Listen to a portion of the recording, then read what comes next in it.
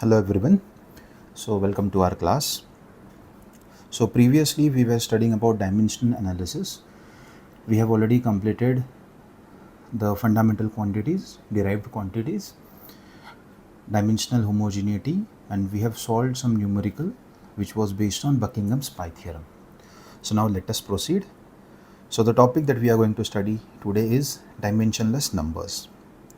So as the name itself suggests, there are few numbers which are unitless or dimensionless, and it has applications in fluid mechanics. So we will be studying 5 important dimensionless number. The first important dimensionless number is Reynolds number. Reynolds number written as Re, followed by number 2 Froude's number. Froude's number written as Fr. The third one is Weber's number.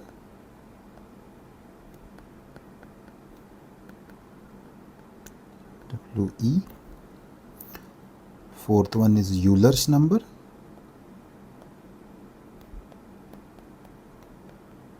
Eu. And the last is Mach number.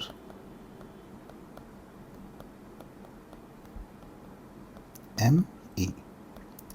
Mach number is also referred as Cauchy's number. So these are few important dimensionless numbers which are commonly used in fluid mechanics. So let us start with number 1, Reynolds number.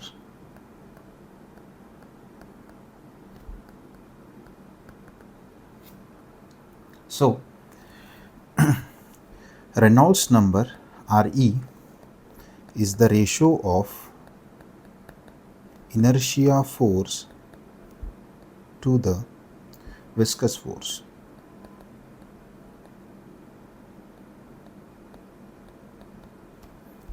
Okay, Reynolds number is the ratio of inertia force to the viscous force. Okay, so in the numerator we have force, in the denominator we have force. So Newton divided by Newton, so the unit will be unitless. Thus this is a unitless or dimensionless number. We know that inertia force is mass into acceleration, whereas viscous force is shear stress into area. Okay, if you remember, we have Newton's law of viscosity where tau equals to mu velocity upon length. Okay, so this tau is nothing but your shear stress. This tau is your shear stress. Okay, after that we know that density is mass upon volume. So therefore mass will be rho into volume. Okay, we also know that acceleration is velocity divided by time. So if we put all these values in the formula of Reynolds number, we get Reynolds number Re equal to, our mass will be rho into volume into acceleration will be velocity upon time divided by shear stress will be mu into velocity by length into area will be A as it is. Okay, now this one, volume divided by time. So we know that discharge is volume upon time, and discharge is also written as area into velocity. So if we put the value here, so we have rho, volume upon time will be discharge, and discharge will be area into velocity. So we have area into velocity into this particular velocity divided by mu v divided by L into A. If we rearrange, we have rho A v square. This L will come to the numerator, so L divided by mu v A. So if we cancel it, so this area will get cancelled. One velocity and one velocity at the numerator will get cancelled. So we have Reynolds number equals to rho v L upon mu. So this is a very important formula for Reynolds number. Reynolds number of a flow equals to rho, density of fluid, into v, velocity of fluid, into L, length, divided by mu, that is dynamic viscosity. As it is a dimensionless analysis, so we can replace L with some other quantity whose dimensions will be same. So generally, the formula that we use in case of flow through pipes is Reynolds number is rho Vd upon mu, where d is the diameter of pipe. Okay. We also know that kinematic viscosity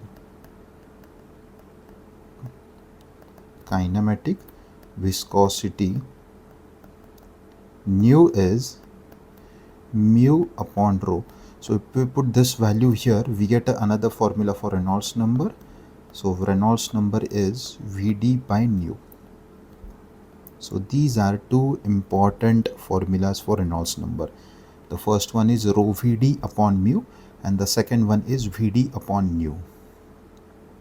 In the first formula we have dynamic viscosity, whereas in the second formula we have kinematic viscosity. Velocity is common. So we can say that Reynolds number is directly proportional to velocity. More the velocity, more will be the value of Reynolds number. Okay. So in Reynolds number, we have viscosity. It means that viscous force is the dominant force in case of Reynolds number. So the formula for Reynolds number was inertia force by viscous force. So the force which is in the denominator, that is viscous force, is considered as the dominant force in case of Reynolds number. Okay. So generally Reynolds number is applicable in case of submerged bodies. It is applicable in case of flow through pipes. So this is the first dimensionless number, first important number, that is Reynolds number. Okay. So based on Reynolds number, we can also categorize the flow. If we consider flow through pipes, if our Reynolds number is less than 2000, the flow is called as laminar flow. If it is in between 2000 to 4000, it is referred as transitional flow. And if the Reynolds number is more than 4000, we call it as a turbulent flow. Okay. So let us move towards the second dimensionless number, that is Froude's number.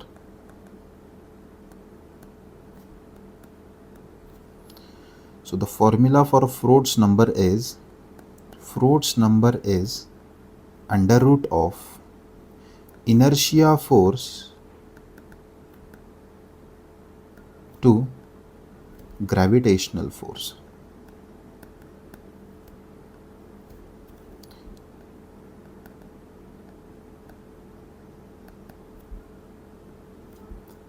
As we have already discussed, the force which was at the denominator of Reynolds number was the dominant force. Similarly here, we have gravitational force which is at the denominator of the Froude's number.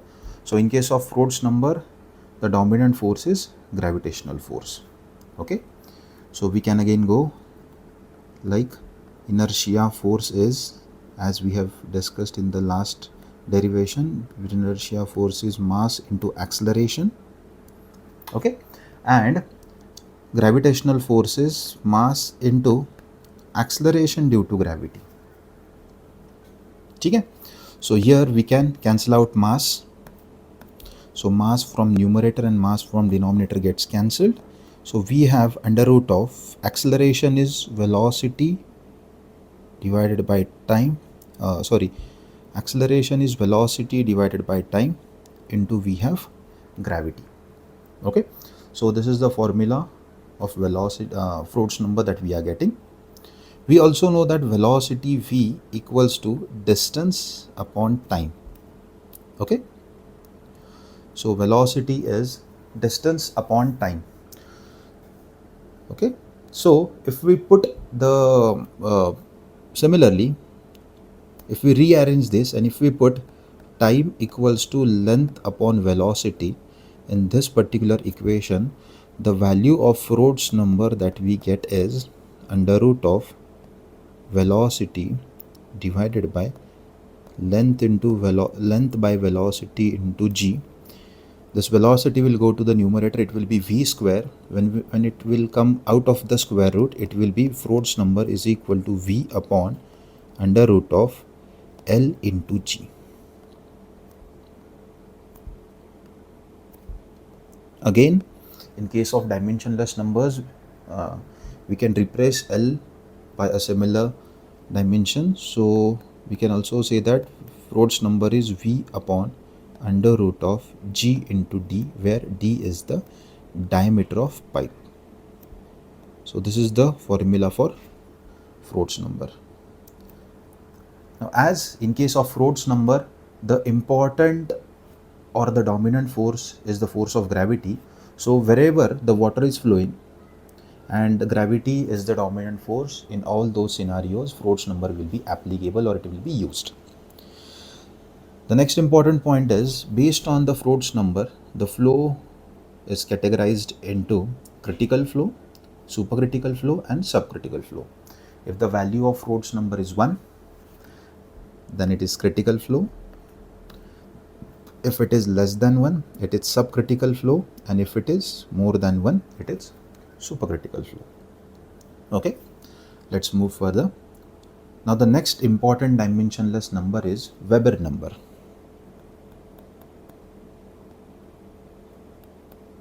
Weber's number. Okay, so again, Weber number is a ratio of forces. So Weber number is the ratio of inertia force to the surface tension force.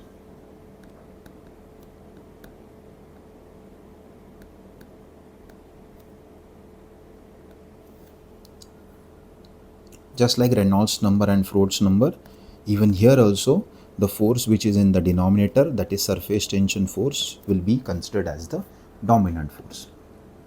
Okay, so as far as inertia force is concerned, Weber number will be under root of mass into acceleration, and surface tension force will be surface tension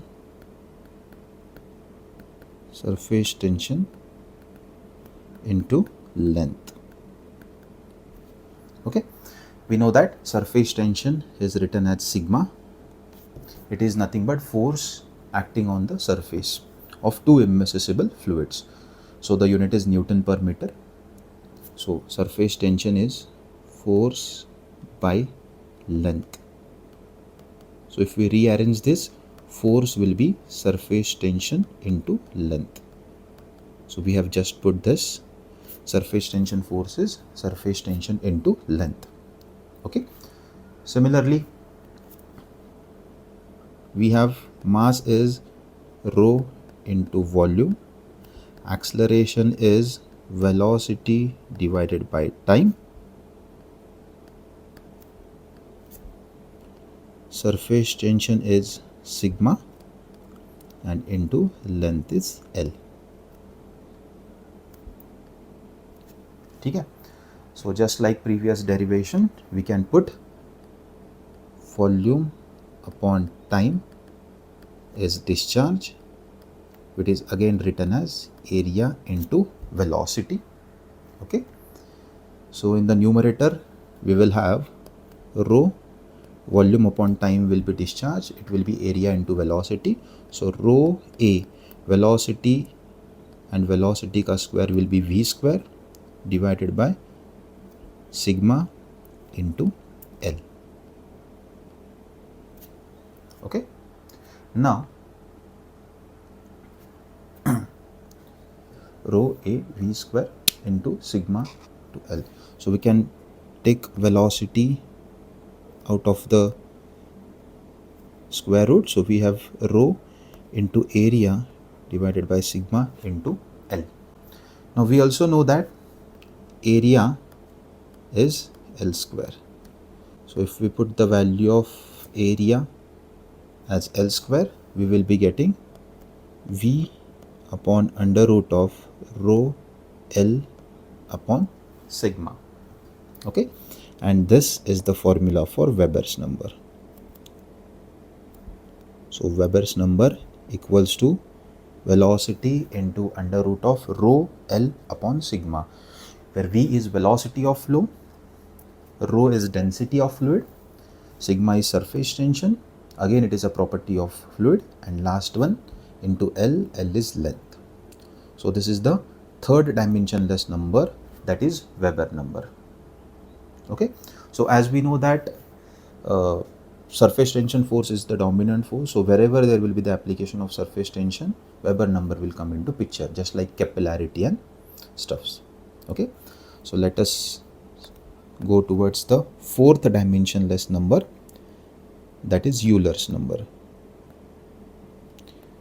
So Euler was a mathematician who gave Euler's number as the ratio of under root of inertia force to pressure force. So the force at denominator is pressure force, thus the dominant force in case of Euler's number is pressure force. Again, inertia is mass into acceleration, divided by, we know that pressure is force upon area, therefore force will be pressure into area. Let us put this value of pressure force at the denominator. So we have force is pressure into area. Okay, so again mass is rho into volume, acceleration is velocity upon time, divided by pressure into area. We know that volume upon time is discharge, so we have volume upon time as discharge, which is equal to area into velocity. If we put the value here, we get under root of rho v square into area divided by P into area. So this area will get cancelled, velocity will come out of the square root. So we have Euler's number EU equals to velocity under root of rho divided by P, where rho is the density of fluid and P is the pressure intensity. Wherever there will be flow through pipes, wherever pressure is dominant, we can consider Euler number as a application of that particular case. And last, number fifth, we have Mach number.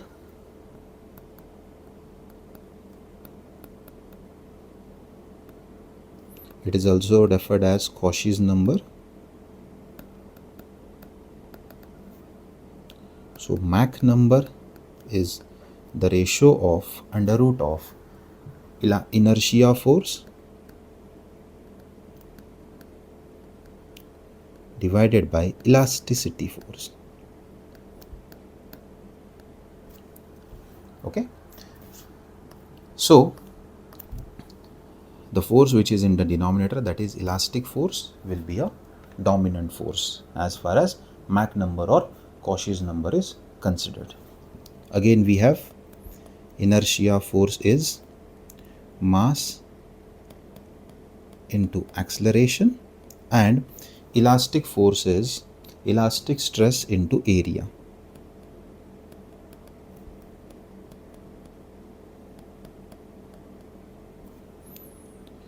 If we simplify it, we get the value as rho v square a, that is mass into acceleration, into k into a, everything is under root, where k is elastic stress.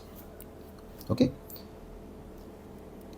If we rearrange and take velocity out of the under root, so we have Mach number is velocity under root of rho, this a gets cancelled, this a gets cancelled,